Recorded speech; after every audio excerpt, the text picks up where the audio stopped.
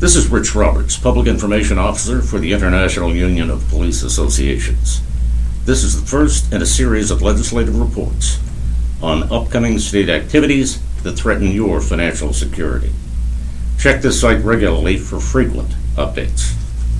The Florida Legislature convened on March 4 of this year.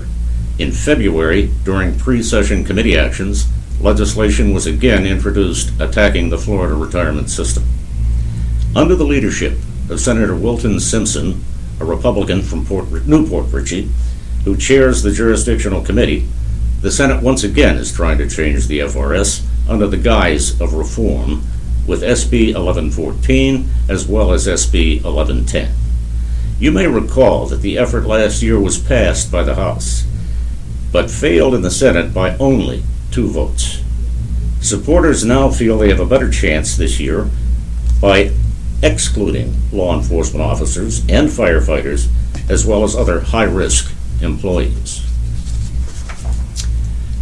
The inclusion of high-risk employees last year created enough controversy to convince a small but sufficient number of senators to defeat it. The proposed changes will affect all other public employees. Exempting high-risk employees is an attempt to avoid objections by law enforcement and firefighter organizations and to provide a false sense of security to them and legislators who support public safety personnel. Despite the initial exemption for high-risk employees, the legislation would require all new hires in 2015 to choose a cash balance plan that would require employees and employers to do the following. Public safety employees hired after June 30, 2015 would have 8 months to decide if they want to enroll in either the FRS pension plan, the cash balance plan, or an investment plan. If they make no decision, they will be enrolled in the cash balance plan.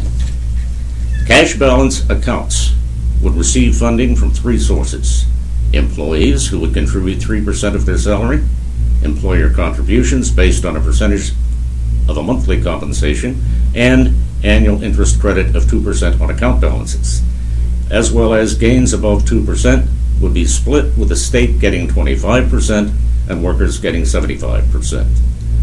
Although law enforcement personnel will be exempt from these conditions, successful passage will still endanger their pensions in the future.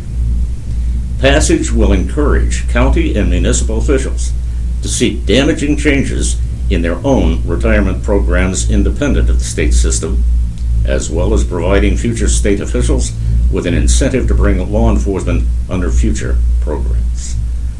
A strong supporter of emergency service personnel, Senator Greg Evers, chairman of the Criminal Justice Committee, was instrumental in blocking Senate passage last session. He has now renewed the fight against current proposals.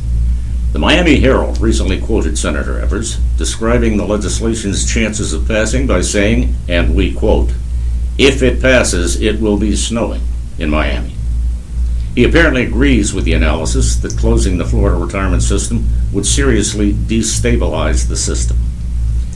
That lack of stability could ultimately jeopardize the retirements of officers under the FRS in the future. While no House bill has been introduced yet, Speaker of the House Will Weatherford, a Republican from Wesley Chapel, said whether it will be filed before an actual study comes in has not been determined. That study is due at the end of March. Monitor this site on a regular basis for updates and information on what you can do to protect your pension. You'll find a link that will locate your senator with information on how to communicate effectively with elected officials. Every senator should be contacted soon.